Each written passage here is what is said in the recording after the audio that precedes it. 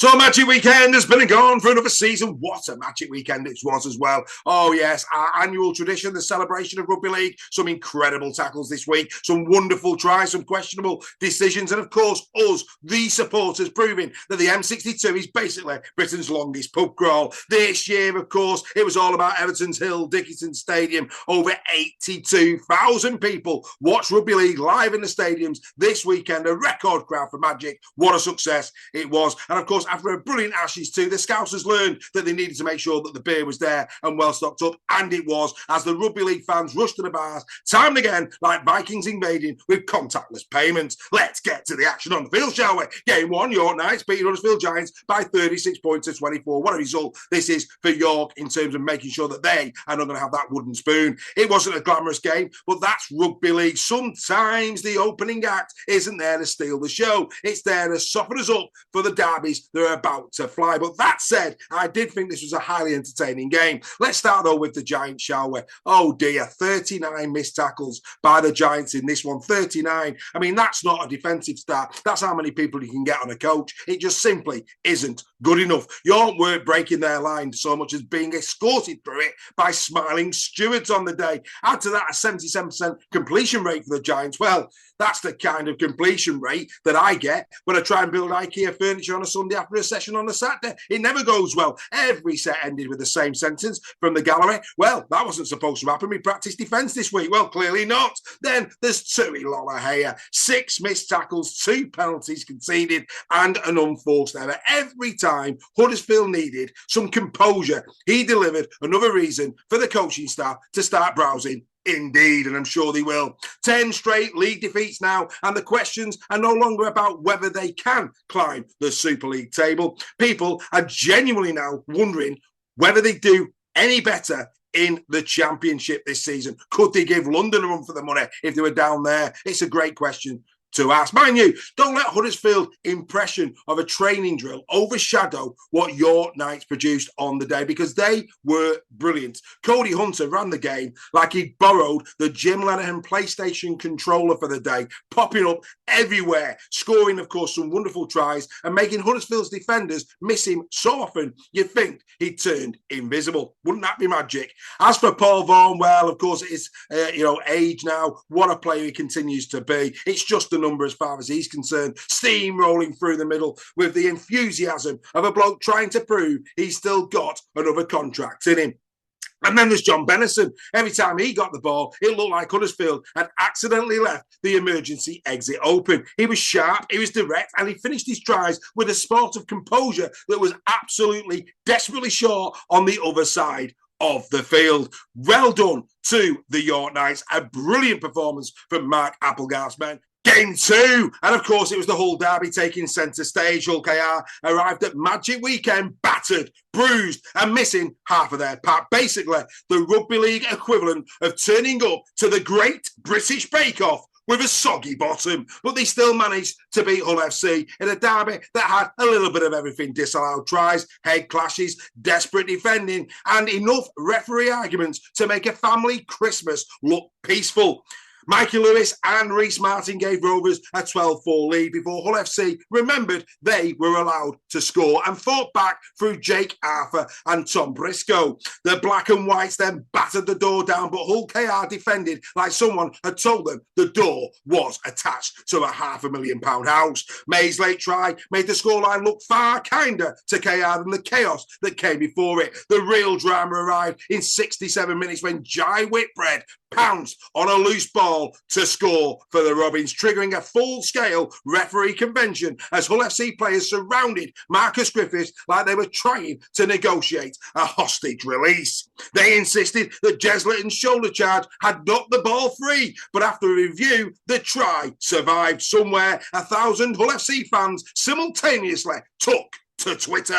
For Hull FC, already struggling with 7 defeats in 8 games, it was the kind of moment that sums up their season. Close, controversial, and ending with someone else celebrating. Hull KR 26, Hull FC 12, but it wasn't a cakewalk for the Robins. Day 1 at the Hill Dickinson Stadium finished with Lee Leopards taking on the Warrington Wolves. Oh yes, Adrian Lamb would have been delighted to see Sam Burgess embrace the square pegs in round holes philosophy, a team sheet that looks less like rugby league and more like a game of musical chairs. Ewan Irwin at fullback, a fullback in Lachlan Webster on the wing, and 2 number 7s in the halves. Finally, a side selected by someone who looked at the positions and thought, well, what if he just ignored them? The Lee Leopards absolutely mauled the Wolves in this, winning comfortably and denting Warrington's title hopes. Well, certainly Shield. He'd never get into Old Trafford, had it? Let's be crystal on that. It was less Wolves chasing the league title and more Wolves chasing Lee's team bus home. Lee came flying out the box with Tessie New scoring after just 5 minutes. Warrington's defence looked so confused, even their own players were checking out the matchday programme to see if they had been selected for the game. David Armstrong scored a brilliant try as he burst through after a fantastic offload from Yamala Hanley. The Warrington fullback, who of course was Ewan Irwin, was completely beaten for pace. He was beaten for geography as well. He couldn't be more lost if he tried, and it's not Ewan's fault, to be fair. By half-time, Lee were cruising, and Warrington were looking like a team who had spent the week preparing for a different sport. Perhaps competitive knitting. Who knows? More tries from Ipapi and Hanley added even more misery on the Primrose and Blue in the second half. Lee did allow Warrington a consolation try for Mark Sneed as he went over very late. Very thoughtful of Lee, that one, to be fair, to have a souvenir for Magic Weekend, like a child getting a sticker after losing at Sports Day. Well done, Mr. Sneed. As for the Leopards, it was a much-needed win. They, of course, looking up, trying to get into those playoffs, trying to reel Warrington in. And at this moment in time, I think they've got the tackle to do it. The question is, have they got the bait? Leopards 24, Warrington 6.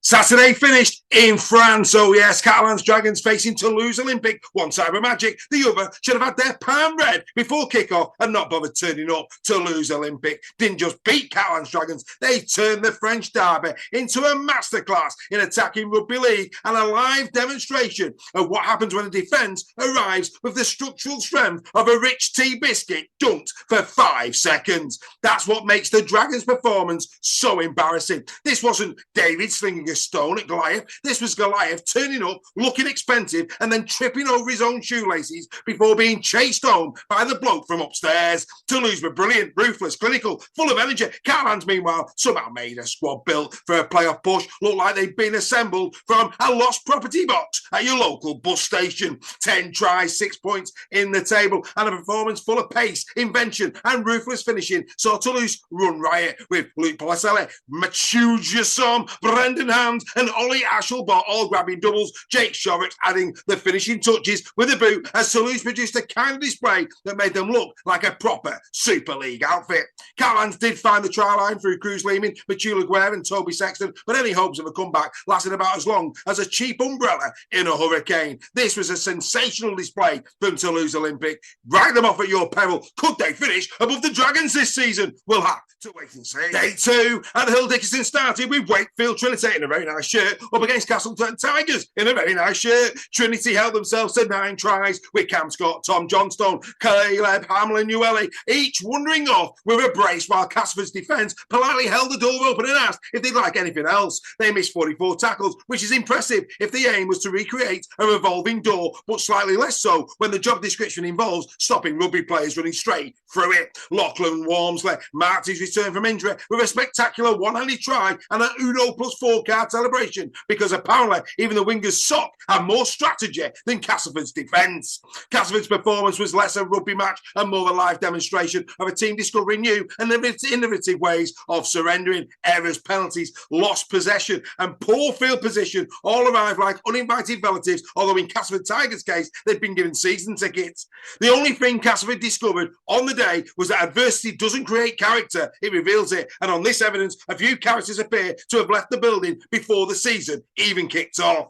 As for Wakey, I'd say we were dominant, said Davil, and for once, that wasn't the usual sporting translation of we had a decent spell, scored a try, and then spent 70 minutes defending like a man, trying to stop a house being repossessed. Oh no, this was dominance, real dominance, a collective performance, a rare and beautiful thing, like seeing a family argument and with someone leaving the group chat, because this is the version of Wakefield Trinity that could make the dying embers of the season genuinely interesting, because the most dangerous teams at the end of any season are not always the ones with the biggest budgets or the loudest predictions. Sometimes they're the ones who suddenly realise they have got nothing to lose. Wakey 48, Castleford 6. Game 2 of Sunday saw Leeds own the Bradford Bulls 50 points to 16. Leeds made it look horribly one-sided, running in points almost for fun as they strengthened their position at the top of Super League. Bradford fans at least got the nostalgia and the experience they came for, even if some of their defending looked like it belonged in a museum. Ash Hanley at Magic Weekend was like that one kid at school who hit puberty 5 years before everyone else. Technically, everyone else was involved, but it wasn't really a fair contest. Bradford's defence spent the afternoon treating him like the bloke they'd recognised from Tinder. Plenty of interest, absolutely no chance of catching him. A hat-trick, 2 try assists, and every time he touched the ball, the Bulls' defence reacted like someone had shouted fire in a packed cinema.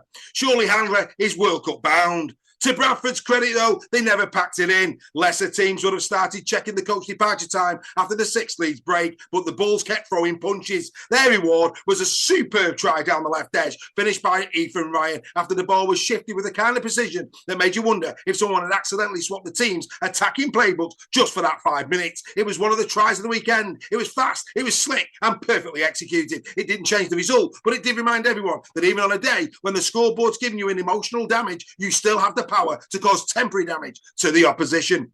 At this point, Leeds Rhinos aren't leading Super League so much as conducting a controlled demolition of everyone's optimism. The pack chasing them are throwing themselves into battle with the enthusiasm of forwards hitting a defensive line, but the league leaders' shield already looks like it's got its sat-nav set for Headingley and a loyalty card for their trophy cabinet. Brilliant win for the Rhinos. Who can stop them? Magic served up their best game till last. Oh yes, it was fireworks as the Warriors took on the Saints. What a glorious, ridiculous, storm-lashed punch of a game this was. It was a part sporting contest, part bar fight in a muddy car park. In truth, it could have had an 18 plus against it. A rugby league production of Beauty and the Beast. First, let's go to the Beast. Jack Wellsby and Brad O'Neill. 10 seconds in, the gloves were already off. Well, metaphorically speaking, of course, because nobody actually seemed interested in throwing a proper punch. Brad O'Neill and David Clemmer open proceedings with a modern-day version of rugby's ancient ritual. The arm-length push, the aggressive pointing, the carefully selected insults, and the immediate arrival of 24 other players who had suddenly discovered a deep emotional attachment to this situation.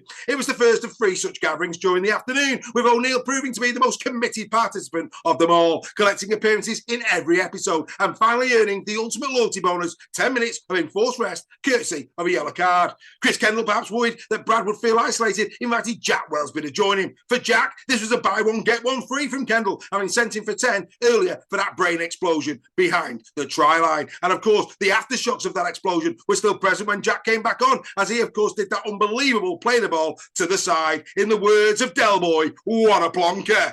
Then there was Jake Wardle, who appeared to interpret getting stuck in as a personal invitation, leaving Owen Dagnall on the wrong end of an elbow that was less a rugby technique and more an unwanted demonstration of close quarters combat, one that later earned him a post-match fine. By the end, the injury list looked like a casualty report and both benches resembled a travelling physio convention. In a game where bodies were flying, tempers were boiling and bandages were in greater demand than tickets, the real achievement may not have been winning this derby, it was surviving it with enough functioning limbs to get back on the team bus. But like Bella herself, there was beauty to savour. For all the chaos, the elbows, the arguments and the occasional impression that the ball had become an unwanted object being thrown around a battlefield, there were moments of outrageous beauty. The tries weren't just scored, they were engineered with a sort of passing that should have come with a public health warning for defenders. Harry Smith, Jackson Hastings and Jack Farman produced deliveries so precise they made oppositions look like they'd been given a map of the pitch written in a language they'd never seen before. Smith's timing, Hastings' deception and Farman's vision cut through defensive lines with the cold efficiency of a locksmith who's arrived at your front door and already knows where you keep the spare key. In a match that often resembled a rugby-themed riot, those passes were the moments of genius, tiny flashes of order and intelligence amid the glorious madness. For all the laughs, chaos and theatrical nonsense there came in this derby, there was, of course, that sobering reminder of the brutal side of our game when Nathan Lowe was forced from the field in distressing scenes after an awkward fall in a tackle. In a contest where players were throwing themselves into collisions with the enthusiasm of people who had forgotten they were supposed to avoid pain, Lowe's injury brought a sudden silence to all the madness. The blood, bruises and battles, of course, are a part of rugby league's DNA, but moments like this cut through the rivalry and remind everyone that these are athletes putting their bodies on the line every week. Everyone connected with the game will be hoping Nathan's recovery is swift and successful, because behind the badges, the banter and the brawls, oh yes, the players' welfare is the one result that really matters in this game. I, for one, cannot wait for the fourth encounter between these two in a couple of weeks' time. The real winner of this event, well, let's be fair, was the event itself. Not long ago, people were asking whether Magic Weekend had run its course. Instead, Liverpool produced the biggest crowd the event has ever seen. The stadium looks superb on TV. So in 2027, Magic Weekend heads back to the Hill Dickinson Stadium. Same city, new date, even bigger expectations. Magic Weekend's back, folks, and judging by this year, it's no longer trying to survive. It's trying to become the biggest party rugby league has ever thrown. Turn out the lights. Magic Weekend is over.